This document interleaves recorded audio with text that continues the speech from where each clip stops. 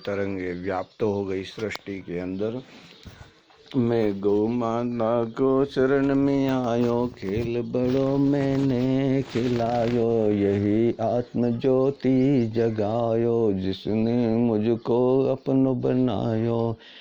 माया सूझीते मतवाणो, वही तो है कृष्ण, कृष्ण यशोदा देवकी नंदन लालो। हमें स्वयं को पुरुषार्थ करके अपने आप में बदलना होगा। आत्म ज्योति जब जाग जाती है तब आत्म ज्योति के साथ ही हमें चलना है। हमें लंबे लंबे श्वास लेने हैं, हमें लंबे लंबे आहार लेने हैं, हमें लंबे लंबे भूख को प्राप्त करके भूख जब लगती है तब हमें लंबे लंबे श्वास लेने हैं और जरा भी श्वास यानी कि अंदर वायु नहीं रखनी है पेट में, और पेट में से वायु बाहर पूर्ण निकालनी है और कुछ समय के लिए कुंभक करना है और फिर वायु को वापस यानी कि श्वास को वापस भीतर लेते हुए श्वास के साथ साथ में वायु भीतर आएगी और वो हमारे अंदर जो हमने कुंभक की हुई यानी स्थिर की हुई जो भी ग्रंथियां हैं उस ग्रंथियों को वेग देगी। वो वेग देने से ये होगा कि हमारे अंदर की जो भूख लगी हुई क्रियाएं हैं, भूख लगे हुआ पित्त हैं, वो हमारे आंतों में जाना शुरू होगा और उसमें से जो भी मड़ है उसे पचाना शुरू करेगा। जो भी कच्चा आम है उसे पचाना शुरू करेगा। जो भी कच्चा आम हमारे आंतों के रस को द्वार हैं, आंतों के रस को द्वार यानी रसों को खींचने वाले द्वार हैं, वो बंद थे, अब वो धीरे धीरे खुल जाएंगे और हमें वायु से ही हमारी प्राण शक्ति प्राप्त होगी। हरि ओम श्री हरि। इसे एक बार करने के बाद कुछ क्षणों मिनटों तक वो भूख को शांत करेगा, परंतु वापस हमें वो भूख की क्रियाएं ज़्यादा व्याकुल करती नजर आएगी, क्योंकि उस मल को खाने से, उस आम को खाने से, उस कचरे को खाने से अंदर गैस उत्पन्न होगी। वो पित्त और जो अंदर उत्पन्न हुआ कचरा जो चौंटा हुआ था उसको जलाने का काम इस पित्त ने किया और मुख खोले गए।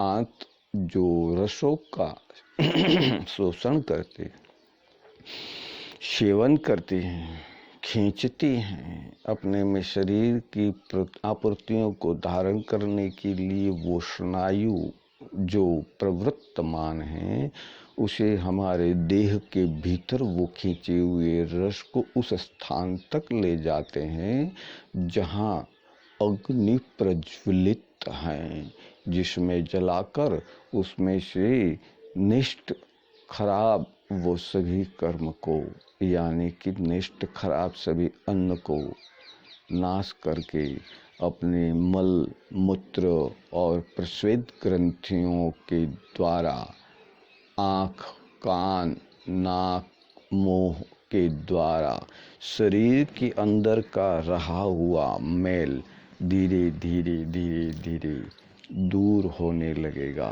परंतु ये क्रियाएं हमें नित्य ही करनी होगी। इसे योग कहते हैं। योग का अर्थ ये होता है योग क्षेम वहामह्यम, योग ही हमें वहन करता है। इस योग को जानना है, इस योग को समझना है, इस योग से परिचित होना है, इस योग का अनुभव करना है, तो आपको ये क्रियाएं करनी होगी। सिर्फ जानकारी लेने मात्र से उन क्रियाओं का लाभ प्राप्त नहीं होता। आप इस देह को ज़्यादा समय तक टिकाना रखना चाहते हैं, इस देह को अविरत टिकाए रखना चाहते हैं, स्वस्थ बनाए रखना चाहते हैं, हमें आहार, भोजन, श्वसन यानी श्वास की क्रियाओं को बड़े ही ध्यान से समझकर धारण करना होगा। जिस प्रकार की भी हमारे शरीर के अंदर श्वसन क्रिया होगी,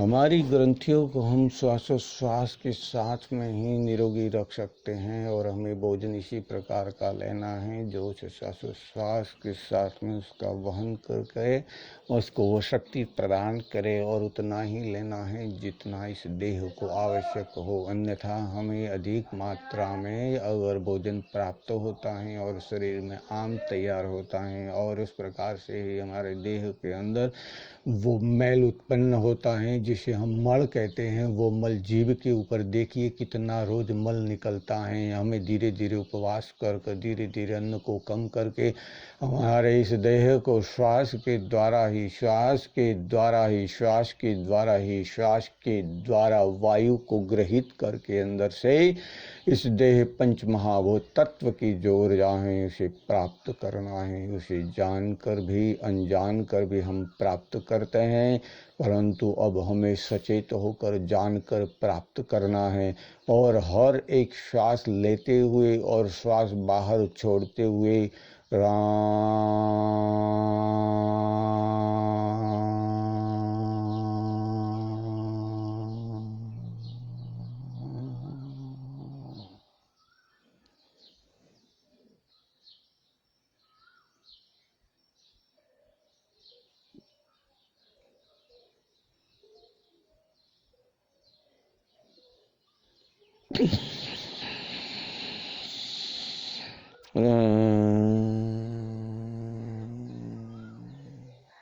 इस तरह से पूर्ण दिया से श्वास को बाहर निकालना है, राम के उद्गार के साथ, उच्चारण के साथ। अब आप कहेंगे मैं तो उस धर्म को मानता हूँ, मैं उस धर्म को मानता हूँ, मैं ये धर्म को नहीं मानता, मैं इस धर्म की कोई भी, हमारे धर्म में ऐसा लिखा है कि दूसरे किसी धर्म को न मानो क्योंकि दूसरे सारे धर्म छोटे हैं, सबसे बड़ा धर्म हमारा है। तो समझ लीजिए कि जो ऐसा कह रहा है वही तो धर्म सबसे छोटा बात समझा रहा है। क्योंकि सबसे छोटी बात यही समझा रहा है, मेरा धर्म सर्वोपरि है। मेरा धर्म सर्वोपरि कब होगा? जब मैं अनुकरण करूँगा, वर्तन में लाऊंगा, परंतु सिर्फ कहने से नहीं होता।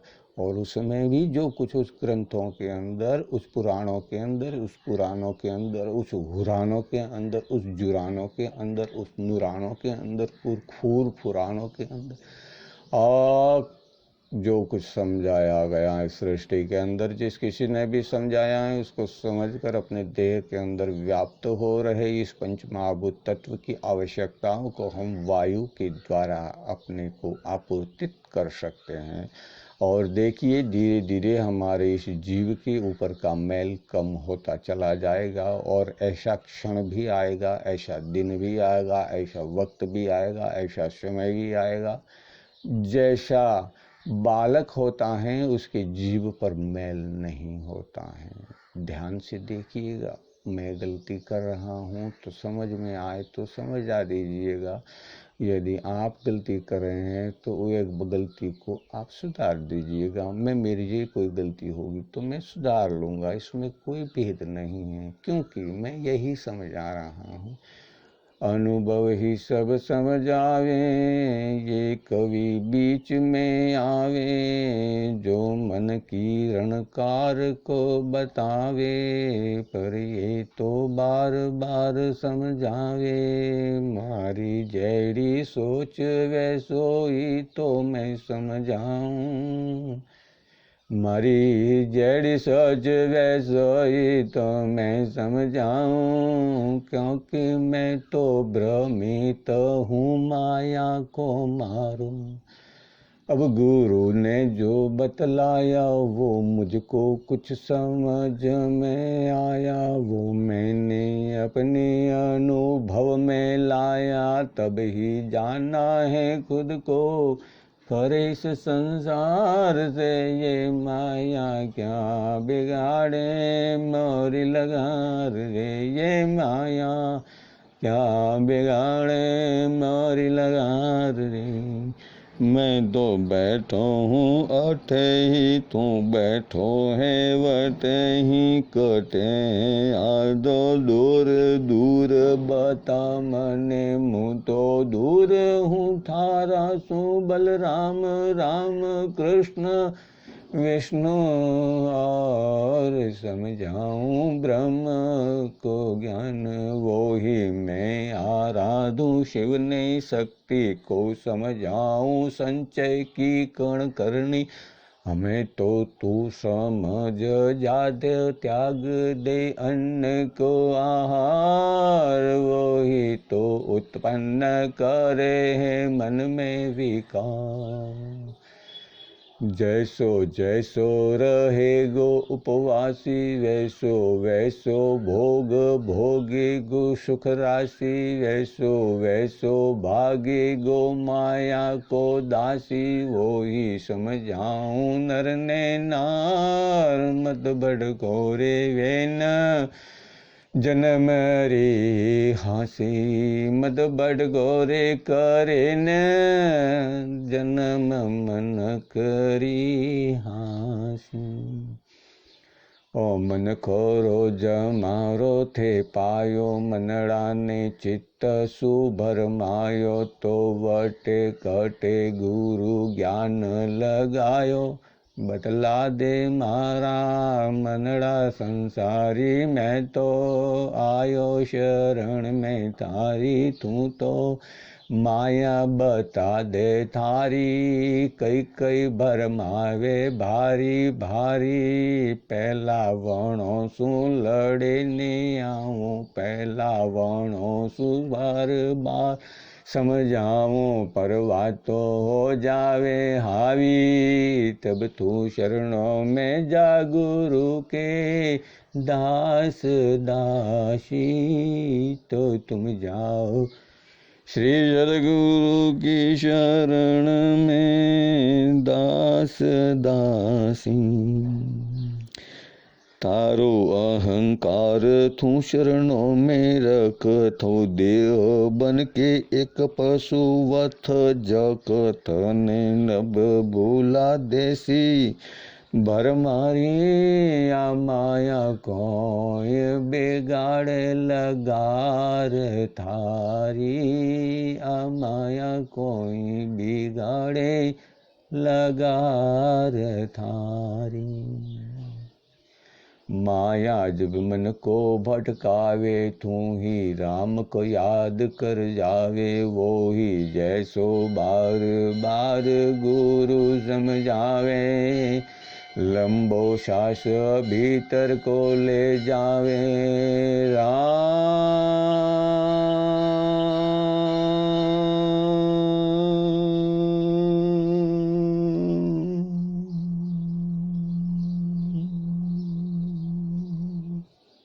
ब्रह्मनाद जगावे। ओंकार सृष्टि है सारी, वो ही समझाऊं बड़े भारी। अब तू समझे नर ने नारी, ये कामना है गणेरी। जोई उपजी ओंकार सुथेरी तेरी, वही रूप ब्रह्मा विष्णु महेश बतायो। वही रूप महेश ब्रह्म शिव समझायो। वही तो स्वयं विष्णु, वही तो स्वयं विष्णु विष्णु विष्णु। वृत्ति और कर्म को किया संलग्न, वो जब हुए हमारे विष्णु। हम तो रहे भेद के भेद में, सोच कर ज्ञान पाया अवधेश में। आगे भीतर क्रियान्वित नहीं है, तो कैसे समझाऊं इस देश में। ये देह बड़ो मत वालो है, जो राम को राम निरालो है। जिसने ही प्रगट कियो उसने ही पायो, ये बार बार समझायो है। संदारी माया दया बार, मनड़ा सो लगावे बार बार। पर तो ही थू भटके क्यों, जब हो जाए जब संसार में आकर तुम सहज क्यों नहीं हो सकते। संसार में आकर तुम वापिस क्यों भटक जाते। क्यों तुम्हारे मन के ऊपर वो कामनाएं बार बार कौवे की तरह चोंच लगाती हैं। जिस तरह से कौवे ने क्या किया, इंद्र का पुत्र जब बनकर आया। इंद्र जब बनकर आया, वो पुत्र क्या मतलब, इंद्र का पुत्र यानी क्या, कामना, कुछ प्राप्त करने की कामना वो लेकर आया। और उसने कौ का रूप बदलाया, और ले देकर कुछ नहीं भाया, तो उसने शरण सीता की नखुन में चोंच गड़ाया। जाना वो ही मैं पाऊं सो ही, क्या रामायण महाभारत भागवत समझाया। अब सब सारन का सारे ही हैं, दास शिवात्मा राम दास कल की रचाया। राम दास शिवात्मा राम दास कल की रचाया। कल की तो रचियो मनड़ा रे माई, भगावे सर्व विकार नर ने नारी। भाई ने भाई अब तो तू समझ जा। हमें तो तू समझ रे मनगड़ा, तू क्यों भटके रियो है मनड़ा रे बूढ़े। और तू योग ने जान, लंबे लंबे श्वास खींचो और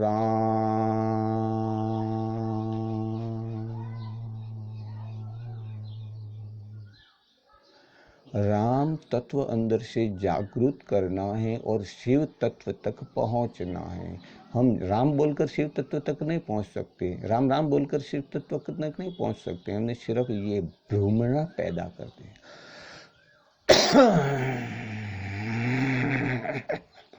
पूरा श्वास बाहर निकालो, अंदर से इतनी ताकत डालो कि पूरे शरीर के अंदर से जितना भी मैल है वो बाहर की तरफ धकेला जाए।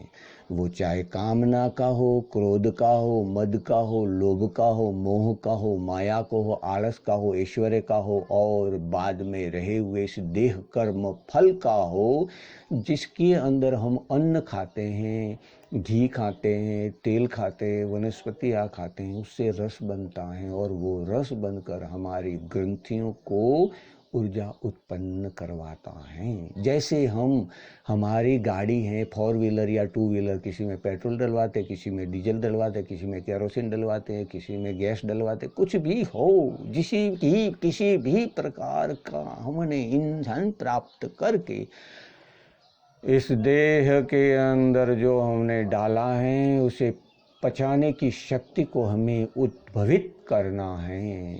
तब जाके हर प्रकार के रोगों से हम अपने आप को, अग्नि के अंदर कोई भी डाल दो, पर वो अग्नि जितनी प्रज्वलित होगी उतनी प्रमाण में उसकी ऊर्जा शक्ति होगी। ऐसे समझ रहे हो, छोटा सा दिया जल रहा है, उसमें चम्मच भर के मैं डाल दूँ पूरा इसकी जो पे घी, तो क्या होगा, वो लो जल जाएगी, खत्म हो जाएगी।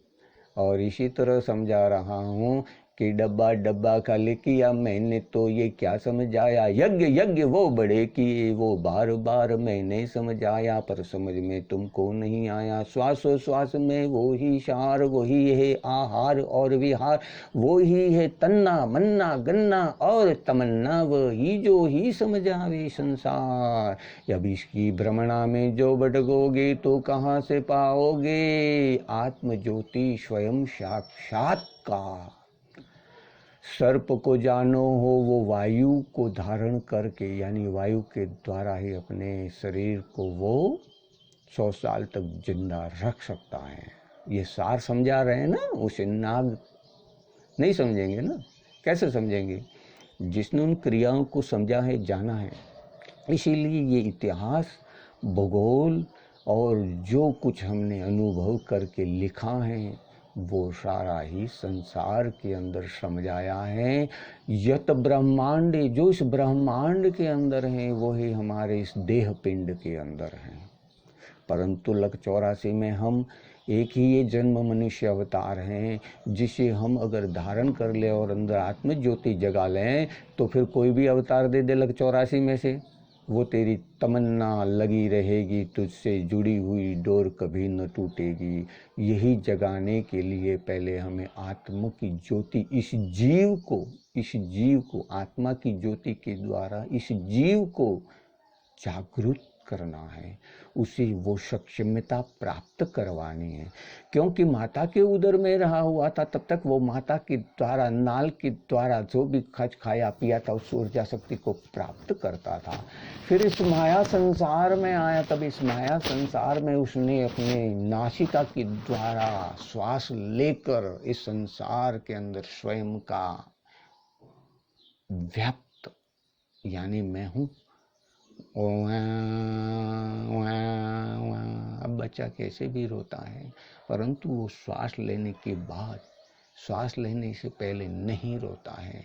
वो जीव इस शरीर के अंदर हैं जो माता के द्वारा उत्पन्न किया हुआ अंड, उसके अंदर शुक्राणु ने जाकर ये सारा संसार यानी देह बनाया, और उस देह के अंदर ये सारी नगरीश जाकर जिस प्रकार की भी कल्पना और परिकल्पना, जिस प्रकार की भी धारणा रही है हमारी, उस वेग तक उसे ले गया।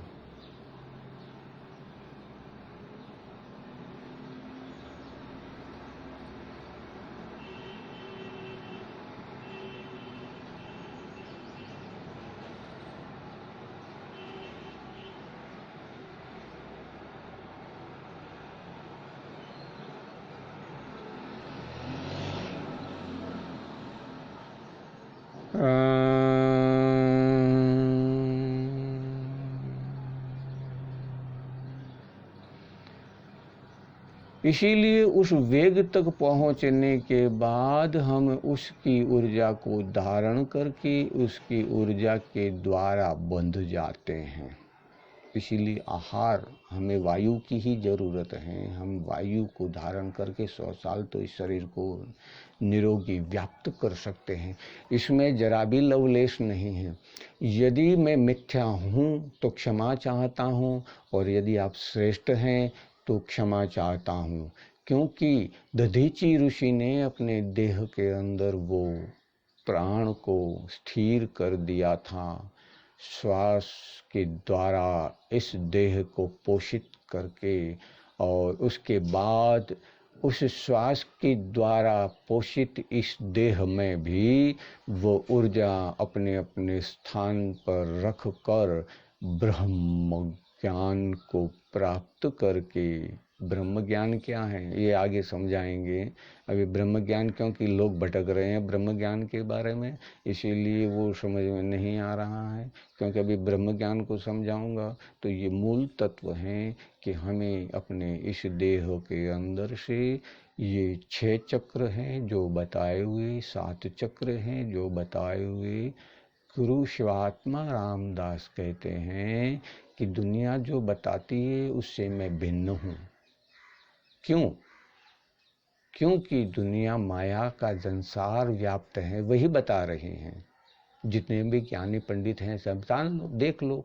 मुझे ऐसा नहीं लगा मैं अतिरिक्त कह रहा हूँ, मेरे गुरु ने बताया वही मैं बता रहा हूँ कि मेरे गुरु ने जो बताया वो श्रेष्ठ सारी दुनिया विश्व जगत से न्यारा है। और वो चाल उल्टी चलता है, जैसे हम 1 2 3 4 चलते हैं और गुरु हमारा 4 3 2 1 चलता है। तो हम कहाँ से आए हैं? हम आए हैं इस देह के अंदर एक वीर रज के द्वारा अंड के अंदर प्रेषित होकर। अंड के अंदर हमने ये सारी सृष्टि बनाई, सृष्टि बनाकर हमने अपने देह को व्याप्त किया। देह के अंदर जो आवश्यकताएं थी वो उस स्थान से हमने प्राप्त की, उससे हमारा शरीर बना। उस शरीर को हमने ऊर्जा प्राप्त कहाँ से की है? वो ऊर्जा देने वाला कौन है? उस चेतन यानी विष्णु स्वरूप, विष्णु आत्मा यानी कि चेतना स्वरूप, शिव यानी शरीर, ब्रह्मा यानी शरीर। ब्रह्मा से उत्पन्न शिव कहते हैं। और हम तुम्हें वही समझा रहे हैं कि चेतना से उत्पन्न हुई व्यक्त वो जो ऊर्जा है, इच्छा है, वो ब्रह्मा बने। ब्रह्मा और उससे उसने शिव का साक्षात्कार किया। कैसे किया? कि वो जब शरीर बना तो शरीर और शरीर को पाशित पोषित करने वाला ये जो जगत विश्व कर्म माया बद्ध हुआ ये संसार है, उसकी ऊर्जा शक्ति वो विष्णु चेतन है कि हमारे इस देह की जो ज़रूरत है, आवश्यकता है, वो हमें प्राप्त हो जाती है। इसीलिए कहा है संतों ने, कीड़ी से कीड़ी को कण और हाथी को मन। ये सब कुछ देते हुए भी हमने अपने आप को नहीं जाना कि ब्रह्म ज्ञान क्या होता है। तो अभी इसके लिए हम यही समझा रहे हैं। उसका बड़ा व्याख्यान है, पूरा ग्रंथ इतना बड़ा है कि बार बार समझाना पड़ता है एक ही बार को, क्योंकि लोगों को जल्दी से समझ नहीं आता है। वो ब्रह्म ज्ञान को एक ही बार में समझना है। तो शांत चित्त मन स्थिर करके दधीचि ऋषि ने जो समझाया है, उसी तरह मन के द्वारा हमने अपने शरीर के अंदर व्याप्त वो ऊर्जा है, और उस ऊर्जा से ऊर्जा जो जीव को प्राप्त हुई है वो उस ऊर्जा में मिलन चाहता है। तो ये माया जगत से जो प्राप्त आहार हैं, जो स्नेह है, जो श्रवण के द्वारा हमारे अहंकार को जगाता है, जो स्पर्श के द्वारा हमारे अहंकार को जगाता है, जो ज्ञान के द्वारा हमारे अंदर रही हुई इंद्रियों को ऊर्जा प्राप्त करवाता है, जागृत करवाता है, प्रकृति का नियम है, उसमें हम परिवर्तन करना चाहेंगे तो कैसे कर सकेंगे? उसके लिए हमें वहीं जाना है जहाँ से हमने शुरुआत की थी। सृष्टि में आया मैं तो जग में देह रचाया मैं तो, वो ही देह समझाया मैं तो, वो ही समझाऊँ जो समझो रे नर ने नार, ये तो देह है निर्विकार। क्योंकि ये सूक्ष्म जो मनड़ो मारो, उत्तम आत्म ती जागे बारो बारो, वो जागो लो रे वे सत्योरी सत्तरो सार, तो भक्ति में जावे नर ने नार रे। जो आयो राजस रो अवधान, तो भटके मार्यो मार्यो, नार नर नारी ने मार मार मार भटकावे, माया अधिपत्य जगावे। वही तू जब आयो शिव को संसार, वही तो कियो मनड़ा चेतड़ा ने शांत शाका। शिव के पास जाने पर हमारे मन के अंदर विचार शून्यता आनी चाहिए, क्योंकि वो स्वयं बता रहे हैं ये देह को समझने के लिए। आगे भी बताया गया था कि कफ, वात और पित्त, तीन से ये शरीर उत्पन्न हुआ और तीन से ये चल रहा है। तो ब्रह्मा, विष्णु और महेश, इंगला, पिंगला और सुषुम्ना, इसकी तीन नाड़ियां हैं। तीन नाड़ियां कहो, नारियां कहो, स्त्रियां कहो, शक्तियां कहो, ऊर्जा कहो, ताकत कहो, जो कुछ कहना है कह दो, जो कुछ समझना है समझ लो, उससे कोई परे तो होने वाला नहीं। परंतु उसके बाद की जो सृष्टि रची गई है वो गुरु ज्ञान प्रदान करते हैं कि प्रथम पूजु गणपति ने वो ही जाए विराजे हैं। कहवे है कि मारी माता स्नान करे और भीतर कोई न जा पावे रे। तो वो मण द्वार हैं, वहाँ पर मण द्वार कहाँ है? वहाँ पर जो हमारे इस करोड़ रज्जु की उदय स्थिति कहो, परंतु मैं इसे समझा रहा हूँ, वो पूंछ है, वो पूंछ है। वो पूंछ के द्वारा हमने अपने इस शरीर की, पहले हमारे देह की पूंछ होती थी, हम बैलेंस बनाते थे, फिर वो पूंछ हमने बैलेंस बनाना चालू कर दिया तो धीरे धीरे वो ख़त्म होती गई। इसीलिए कहते हैं कि वानर से मानव बने हैं, परंतु ये ऐसा नहीं है। वो मानव ही था, परंतु अपने शरीर का बैलेंस बनाने के लिए वानर की तरह उसके अंदर भी पूंछ लगी हुई थी, जो आज भी हमारे अंदर शरीर में व्याप्त चिन्हित हैं।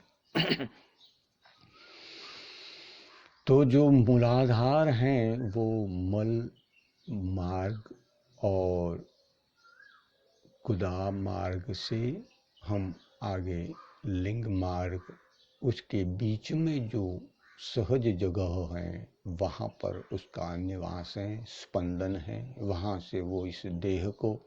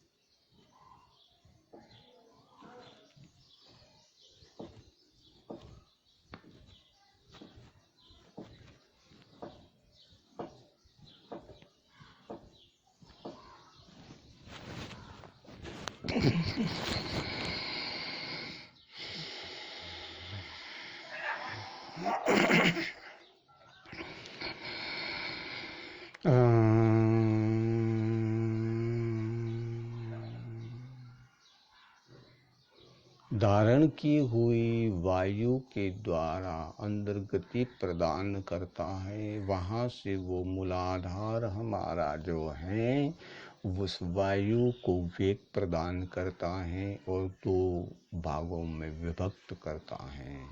फिर वहाँ से जाकर मणिपुर चक्र और नाभि कमल में उसका टकराव होता है।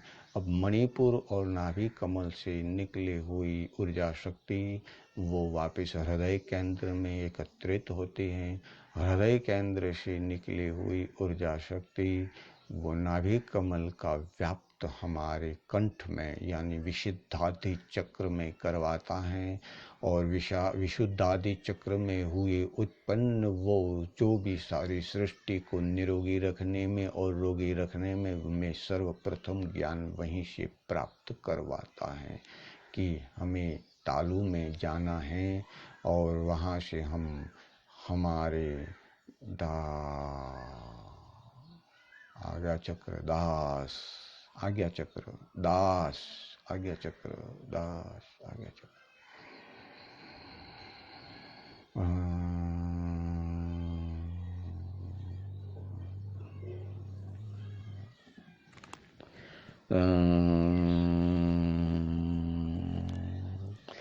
मैं जाकर वो सहस्त्र सार तक पहुंचने की क्रियाओं को करता है, और सहस्त्र सार में पहुंचकर यदि वो माया के वशीभूत हैं तो माया के वशीभूत कर्म करने को प्रवृत्त हो जाता है, और यदि वो माया के वशीभूत नहीं है, वो देह योग के वशीभूत हैं, तो वो देह योग के वशीभूत कर्म करने लग जाता है।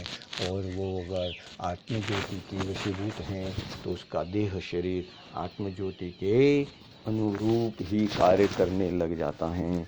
अब इसी तरह इन्होंने श्वासोश्वास के द्वारा अपनी ऊर्जा को स्थिर करके, एकत्रित करके अपने ब्रह्मांड के अंदर, यानी हमने देखा है 10वें द्वार में उन्होंने स्थिर कर दिया, और 10वें द्वार में स्थिर करके उन्हें वो स्वयं अपनी चेतना को 11वें द्वार में ले जाकर स्थिर किया, और स्थिर करने के बाद वो वहाँ शून्यमय हो गए। हरि ओम श्री हरि। पिघला विशाख आज रे मौज करावे रिया, मौज करो इसके गुरु ते साक्षात्कार करावे, पता कोई सही है। गुरु मिले सब मिल जाते हैं, न बिन गुरुवन के सब आधार। ज्ञान व्यान सब एक ही है, न शून्य हो जाए साकार।